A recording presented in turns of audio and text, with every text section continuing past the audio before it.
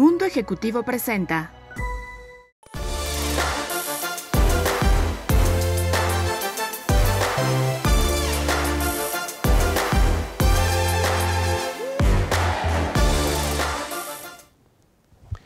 Hola amigos, soy Francisco Rodríguez Aguirre, presidente de Smart Speakers, el principal buró de conferencistas de Latinoamérica, y les doy la bienvenida a su programa 18 minutos y me acompaña un gran amigo, Gerardo Malagón. Francisco, muchas gracias, buenos días a todos, nuevamente un placer saludarles. Presidente de MPI, y hoy tenemos a un gran invitado. Él es uno de los líderes de opinión más influyentes de México, director de Joya 93.7 de Grupo Radio Centro, conductor del morning show más escuchado de México, que es el número 1 en rating de mujeres, número 1 en amas de casa y, más importante, número 1 en facturación. Él es Mariano Osorio, que aquí me acompaña. Gracias, Pancho, Jerry, qué gusto estar con ustedes y un placer nuevamente poderme dirigir a ustedes para darles las gracias por estos minutos. Feliz de verlos, ¿cómo están ustedes? Muy bien, Mariano. Muy contento de estar contigo. Muy bien, Mariano, muchas gracias. De verdad que para nosotros es un honor que estés con nosotros. Les decía, ¿quién va a entrevistar a quién? Porque bueno, todos conocemos la carrera de Mariano, es un gran entrevistador, un profesional de comunicación. De verdad, para nosotros es un privilegio que estés con nosotros esta mañana. Pero bueno, vamos a hablar de la carnita, de lo que necesitamos y lo que queremos saber. Para nosotros sería una buena pregunta iniciar. ¿Cómo iniciaste en la radio? Mira, yo siempre he dicho, Jerry, que he tenido dos inicios en la radio. El primero, siendo muy niño, cuando descubrí, por distintas razones, que ese era un medio que me atrapaba, que llenaba todo mi mundo de colores, y descubrí mi vocación. Y después, a los 16 años, cuando por primera vez puse un pie en una cabina de radio, y desde entonces a la fecha, literalmente te puedo decir que he hecho de todo en la radio, y no solamente en términos de actividades, sino prácticamente de géneros también. Me metí a ese mundo primero a través de un sueño, después ese sueño se hizo realidad, y ya que estaba inmerso en esa realidad, empecé a redimensionar las cosas y a replantearlas desde una perspectiva muy personal, y bueno, parece que la apuesta no ha sido equivocada. Y ya que iniciaste y que fuiste transformando, ¿cómo fuiste creciendo en este medio? Fui creciendo poco a poco, pero fui creciendo con constancia, querido Pancho.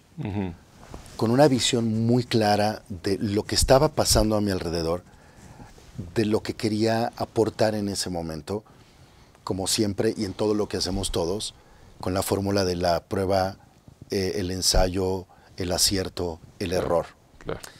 Y sobre todo aprendiendo desde muy joven que la verdadera clave para poder conectar con el público no es hablarle bien o no ponerles a la muchacha más guapa o con las pompas más bonitas, sino entender lo que la audiencia quiere.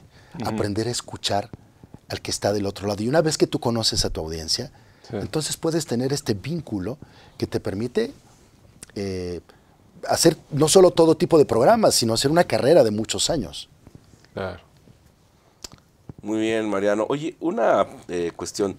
Me parece que tú has sido una pieza clave para ir transformando a la radio. ¿Te ha costado trabajo hacer esta transformación? Si lo contesto, Jerry, desde hoy hacia atrás, te diría que ha sido más fácil de lo que parece. Pero si me regreso 30, 35 años, te diría, más que costarme trabajo, ha sido un ejercicio de una enorme paciencia.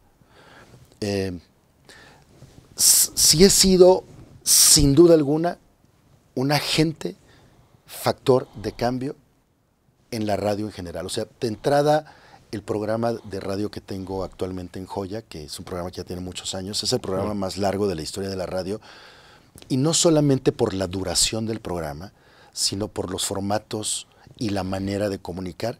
Es un antes y un después en los mornings en la FM. Esto que pasa hoy no sucedía en la FM antes y ya se ha normalizado bastante. La manera de comunicar, la manera de entrevistar, los segmentos como las reflexiones y otro tipo de cosas pasan muy cotidianamente. Eso no sucedía antes. Era más afín y de una manera muy diferente hacia los programas de AM. Sí ha sido un factor de transformación de la radio. Me gusta hacerlo, me gusta traer esta bandera del que se arriesga sabiendo que no hay nada que perder y que hay mucho que aprender, y entendiendo claramente que lo más importante es que, pues por un lado tienes a tu público de todos los días, a la audiencia de todos los días, y por el otro lado, pues están tus anunciantes, están los clientes, que son los que te permiten ser el vocero de los productos que ellos producen o de los servicios que ellos ofrecen. Entonces, con esa visión clara, sabiendo a quién le estás hablando, entendiendo a quién estás prestando tu voz y conectando emociones, siempre desde un ámbito de la actualidad, puedes construir cosas nuevas todos los días, sin querer decir con esto que inventé el agua tibia, descubrí el hilo negro, o que mañana se va a descubrir el hilo negro. Es un tema de feeling. Pero sí tuviste, o sea, grandes cambios, ¿no? Como lo de la narración de un libro, o sea, que pues eso antes era impensable, ¿no? No solo, sí, claro, era impensable, pero además era prohibitivo. Sí. O sea, pensar meter la narración de un libro en una estación de FM en donde se privilegiaba la música por encima de todo, piensa que un locutor convencional, o sea, un locutor tradicional, quiero decir, pues lo que podía hacer era simplemente tener intervenciones de 20 segundos o de 30 segundos, despedir la canción con el nombre del artista, dar la hora y la temperatura y vámonos al corte y regresar con más música. En ese contexto es en donde entré, justo como decías, Pancho, con los cuentos para los niños, las narraciones de los libros, las reflexiones, entrevistas bajo una idea distinta de lo que se hacía en ese momento, porque yo llego al mundo de la radio musical desde el ámbito de la radio cultural y la radio noticiosa. Yo conducía noticiarios. Entonces eso a mí me permite incorporar nuevos valores. Sin embargo, pues nada garantizaba que eso funcionara. Así es que hubo muchas resistencias al principio y los números fueron dando la razón, ¿no? Muy bien, Mariano, pues la verdad es que nos envuelves con tu charla, la verdad es que lo tienes, como lo traes en la sangre, la verdad, me gusta mucho tu estilo. Me gustaría que nos platicaras acerca de algún momento difícil en tu vida. El momento más difícil. El momento más difícil de mi vida. Mira, el primero que me viene a la mente fue, porque al final tiene que ver también con mi trabajo, y tiene que ver desde luego con mi vida personal. Cuando diagnosticaron a mi esposa con cáncer de mama, ese fue un momento muy, muy, muy, muy duro. Porque por un lado, ya teníamos 3 hijos chiquitos. Por otro lado, cuando te dan una noticia de ese tamaño, no dimensionas la realidad, sino hasta conforme el tiempo va pasando. Es como si te pusieran una venda en los ojos y te dejaran ir en un tobogán, en donde no te puedes detener y parece ser un hoyo sin fondo, sin fondo, sin fondo, sin fondo, en donde tratas de agarrarte de algún lado y en ese momento no terminas de entender cuáles son los primeros pasos que tienes que dar. A la vez que tenía, como la tengo ahora, la responsabilidad de conducir hoy un programa que fundamentalmente lo que hace es elevar el ánimo y el espíritu de la gente. Claro. Cuando Tete se va, recuerdo que puse un mensaje en Twitter diciendo: por hoy seré el motivador más triste del mundo.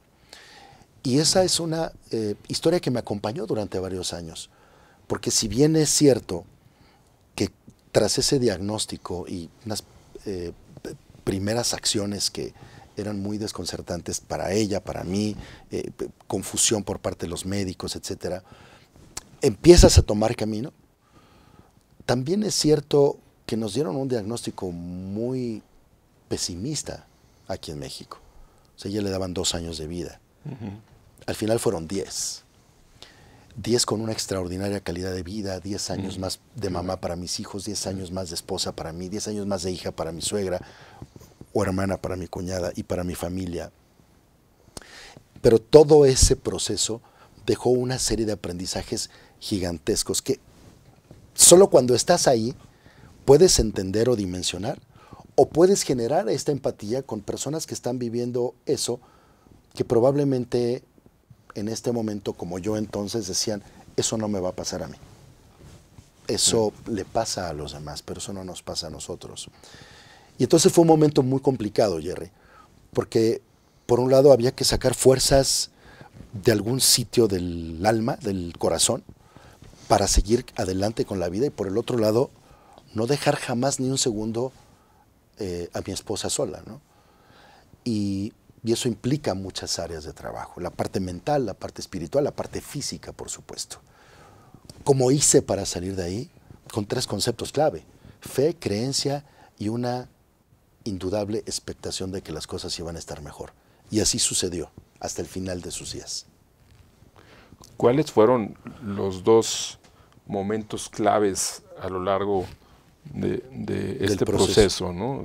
Con el tema de la salud? Sí, muchas gracias por la pregunta, Pancho, porque creo que esto le puede servir a las demás personas.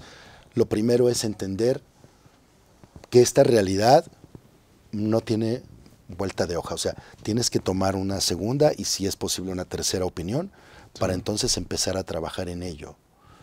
Ese es un momento clave. Me acuerdo que me comentaste que en un principio te dijeron que era algo... Sí, que eran mis nervios. Sí, ¿no? Entonces que fue tiempo que fue clave, ¿no? Es correcto. Volviendo a tu pregunta, creo que uno de los momentos clave es encontrar el diagnóstico acertado. Sí.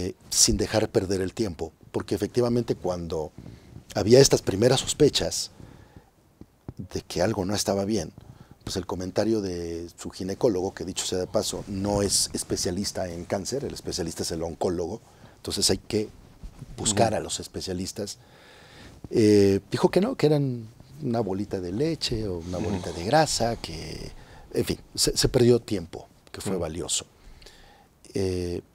Así es que el primer momento clave es llegar a un diagnóstico correcto y oportuno, sí, y empezar a trabajar en toda esta parte médica, todos los protocolos que existen de parte de los oncólogos y lo que la ciencia dice y lo que tiene a tu disposición. Y por el otro lado, yo sí creo que trabajar mucho con la mente, trabajar mucho con los contenidos que le das a tu cerebro en ese momento y con la parte espiritual, que es probablemente tan importante como las otras 2, porque hay un punto en donde el panorama se pone tan gris y tan oscuro que ya no hay de dónde sujetarse. Sí. O sea, literalmente llega un momento en donde te dicen, ya no hay nada que hacer, se acabó, baja la guardia, deja de pelear. Y ese algo que parece ser que es la nada, pero que es todo, es tu fe. Y entonces la parte del trabajo espiritual es muy, muy importante. Esas serían 2 claves que yo no dejaría de lado. Gracias, María. Oye, ¿cuál? O sea, me queda claro que es un tema también de supervivencia, de amor, de mucho valor. Pero ¿cuál crees que haya sido el detonante más importante aparte de estos 3? ¿O cuál de estos 3 que nos mencionas? El más importante para poder salir. La fuerza y la convicción de la familia. O sea, de lo importante que es tener una familia. El entendimiento de que tienes 3 hijos, en mi caso, maravillosos, que fue uno de los sueños con los que yo fui creciendo.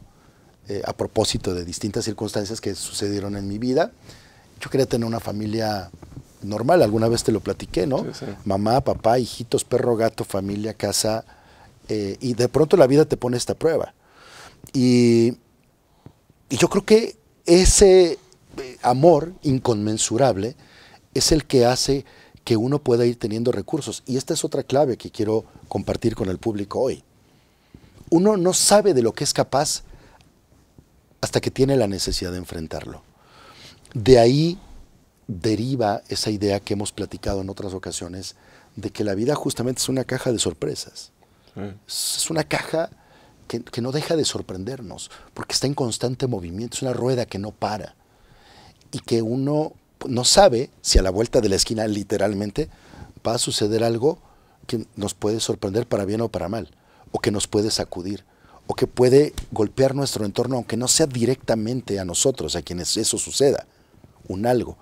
Puede ser a tu esposa, puede ser a alguno de tus hijos, a tus padres, puede ser a ti, puede ser algo que sucede en tu país.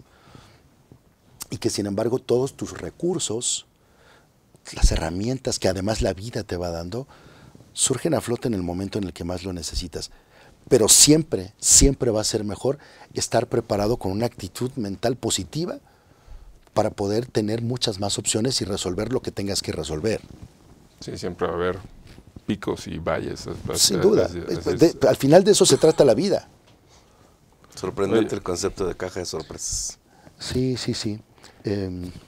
Oye, y el tema con tus hijos, porque estaban chiquitos, ¿no? Y pues iban a empezar la adolescencia, algunos de ellos, ¿no? ¿Cómo te tocó vivir esa parte de papá y pues también hacer el rol de mamá, ¿no? O sea, de alguna manera, ¿no? Sí. Hay mucho miedo al principio, ¿no? Sí. Y es justo lo que decía antes, es sobre lo que tienes que empezar a trabajar para definir que hay roles que te tocan y hay roles que no. O sea, no puedes ser la mamá de tus hijos. Claro. Pero sí puedes ocupar un espacio en su vida, en todos sentidos, que permita equilibrar o tratar de blindar ese tipo de necesidades que ellos van teniendo a lo largo de la vida. Y te deja muchos aprendizajes. El primero y más importante fue que tuve que entender que yo no podía ser papá y mamá. Soy el papá. Soy un papá soltero, soy un papá joven, que está en una etapa productiva y que tiene que dar un buen ejemplo a ellos. 2, dejé de hablar de mis hijos en plural. Porque lo primero que haces como papá o como mamá, según sea el caso, en esos momentos, es abrazar a tus hijos y generarles este ánimo de protección y de cuidado. Y para una primera etapa está bien, pero después te das cuenta de que 2 son niños y una es niña, pero que uno tiene una edad y el otro tiene otra y la otra está más chiquita, y que en realidad no se trata de un grupo al que hay que proteger, sino de 3 personas individuales, o sea, 3 personas independientes, cada uno con sus propias necesidades, cada uno con sus propias dudas, cada uno con su propia visión de la vida y de lo que sucedió, y cada uno con su golpe. Claro. Entonces esto genera espacios de conversación distintos con cada uno de ellos que son muy enriquecedores. Pero uno tiene que confiar en el proceso. El proceso te va enseñando mucho. Nadie sabe todo. Y quizás yo no sea muy inteligente para muchas cosas, pero sí sé a quién preguntarle cuando hay cosas que yo no sé. Esta es otra clave importante que quiero compartir hoy. Acércate a la gente que sabe. Acércate a la gente que ha pasado por una experiencia similar. Genera esa comunicación con alguien que tendrá empatía porque está viviendo un momento o vivió un momento similar al tuyo. Y toma hoy información de fuentes confiables. Hay libros, hay revistas extraordinarias que te dan claves. Hay tutoriales de gente que es confiable. Hoy tenemos mucho más herramientas que cuando nosotros éramos niños. Claro. Sí, claro. Oye, pues desafortunadamente se nos empieza a agotar nuestros 18 minutos, pero nos gustaría que nos compartieran. Pónganle 7 horas, así. Sí, vaya ejemplo del contraste, 18. Sí, pero quisiera que nos compartieras un poquito de qué viene para Mariano Osorio en estos próximos 5 años. Bueno, hay varias cosas que están sucediendo ya en este instante. Primero, el primer paso sólido en el mundo digital, más allá de seguir trabajando, disfrutando y gozando la radio como lo hago, y creo que cada día lo vamos a seguir haciendo mejor. Pero estoy lanzando un podcast que se llama La Tercera Ley de Newton. Es una historia original. Contratamos a un grupo a un equipo creativo en el que hay escritores y creamos una serie original que se llama La Tercera Ley de Newton. Son 2 temporadas. Está disponible ya en Spotify y en las demás plataformas. Y es una narración que hago por primera vez a través de un personaje. De tal manera que van a escuchar a un Mariano como nunca en su vida se imaginaron, porque este personaje, que se llama Valente, es un narcotraficante. Y sin embargo, es muy importante que no califiquen antes de escuchar, porque será muy fácil decir, uy, Mariano ya se metió al tema de los narcos. Por algo se llama La Tercera Ley de Newton.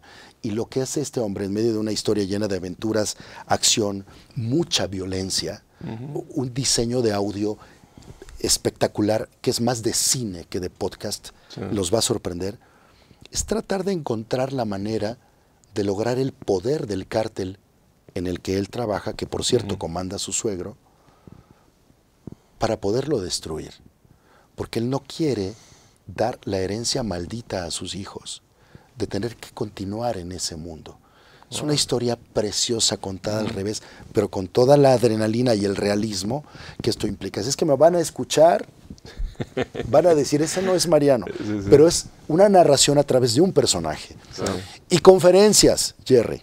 He pues dado el mero un mole de paso Smart Speakers. con un gran aliado, que es mi amigo Pancho, en Smart Speakers, y creemos que durante los próximos 5 años, pero desde antes, vamos a dar un contenido de valor muy importante para las audiencias que hoy están compartiendo este espacio y que estarán por descubrirnos, y que vamos a ir a todo el país y que vamos a ir a otros lugares, porque hay muchas historias impresionantes que compartir de lo que pues he aprendido a lo largo de todos estos años, conociendo y encontrándome con personajes clave en la vida de nuestro país, o en la industria de la música, o en el ámbito de la industria a lo largo de todos estos años.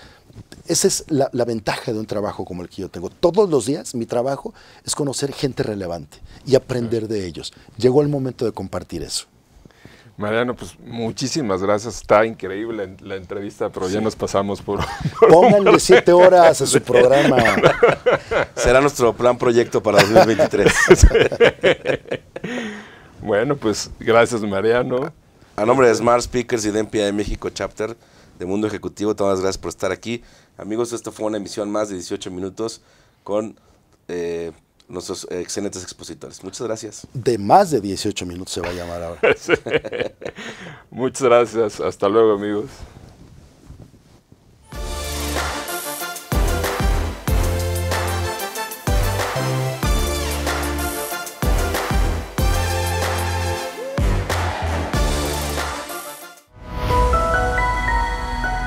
Mundo Ejecutivo presentó